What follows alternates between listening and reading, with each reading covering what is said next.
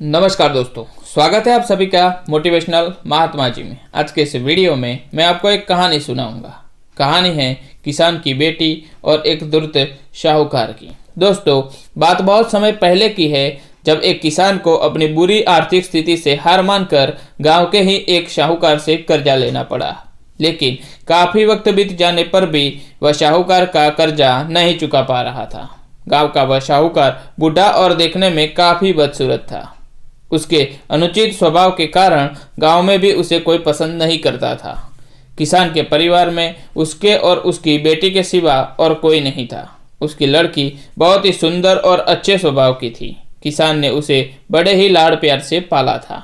वह अपने पिता के साथ खेतों में काम किया करती थी। पर एक दिन उस बूढ़े शाहूकार की नज़र उस खूबसूरत लड़की पर पड़ी और वो उस पर मोहित हो गया। वह मन ही मन उसे विवाह करने की सोचने लगा, लेकिन उसे पता था कि किसान अपनी लड़की का विवाह उससे कभी नहीं करेगा और उसे यह भी मालूम था कि किसान इस समय ऐसी परिस्थिति में नहीं है कि उनका कर्जा भी चुकता कर सके। इन सारी बातों को मन में रखकर वह स्वयं ही एक दिन किसान की खेत की ओर जाने वाले रास्ते पर जा पहुंचा।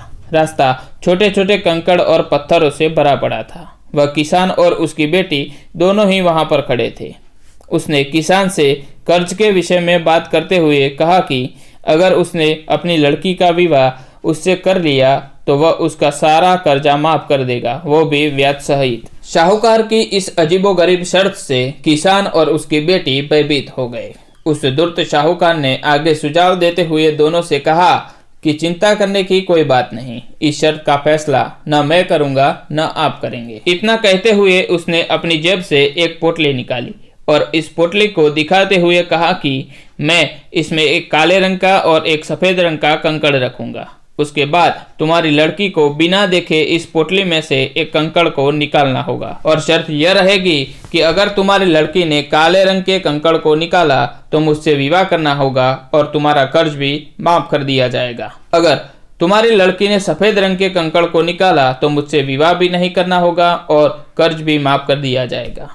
लेकिन अगर कंकड़ निकालने से मना कर दिया तो फिर तुम्हें जेल के सलाखों के पीछे जाना होगा। जैसे ही किसान और उसकी लड़की उसकी इस शर्त पर आपस में बात करने लगे, तभी शाहूकार अचानक कंकड़ों को उठाने के लिए नीचे झुका। उसने जैसे ही दो कंकड़ों को उठाया, उसी समय लड़की की नज़र शाहूकार पर पड़ी। उसने देखा तो शाहूकार ने दोनों ही काले कंकड़ को अपनी पोटली में रख दिए, जबकि नियम अनुसार होना यह चाहिए था कि वह एक काले रंग का और दूसरा सफेद रंग का कंकड़ खाली पोटली में रखे। खैर, उसके बाद शाहूकार ने लड़की को पोटली में से एक कंकड़ निकालने के लिए कहा। दोस्तों, अब आप कुछ देर के लिए ऐसा सोचे कि इस लड़की की जगह आप होते तो क्या करते, या अगर आपको इस लड़की को कुछ सुझाव देना होता तो क्या देते। सोचिए।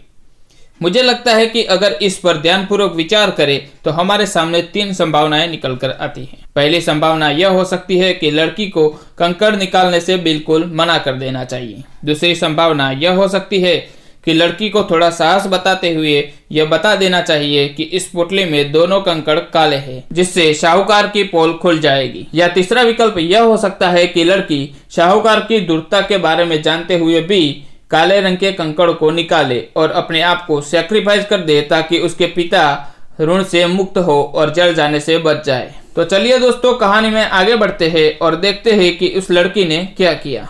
लड़की ने शाहूकार के कहे अनुसार पोटली में से एक कंकड़ को निकाला और उसको बिना देखे ही जानबूझकर कंकड़ पत्थरों के भरे रास्ते पर धीरे से छिटका दिया, जिससे जल्द ही वह काले रंग का कंकड़ भी अन्य कंकड़ों से मिल गया। उसके बाद उस लड़की ने जूठा खेद व्यक्त करते हुए कहा, मैं कितनी लापरवाह हूँ। शाहूकार इस बात पर लड़की पर थोड़ा क्रोधित हुआ, लेकिन लड़की ने मामला संभालते हुए आगे कहा कि चिंता ना करे, अभी भी इस पोटले में एक कंकड़ बचा है। उसे साफ साफ पता चल जाएगा कि मैंने कौन सा कंकड़ उठाया था। हालांकि यह तो निश्चित था कि बचा हुआ कंकड़ काले रंग का ही होगा, क्योंकि आप जानते हैं कि शाहूकार ने पोटली में दोनों ही कंकड़ काले ही रखे थे। तो इस प्रकार सिद्ध हो गया कि लड़की ने सफेद कंकड़ को ही निकाला है। अब शाहूकार चाहकर भी अपनी दुर्ता और बेईमानी प्रकट नहीं कर सकता था।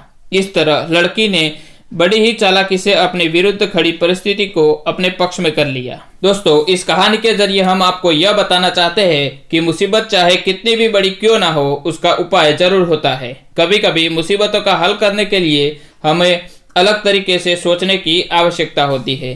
तो दोस्तों, अगर आपको यह कहानी पसंद आई है तो लाइक करें, शेयर करें, सब्सक्राइब करें और बाजू के बेल आइकन पर क्लिक करें ताकि आपको ऐसी ही नई नई कहानियों आपको सुनने को मिलती रहे।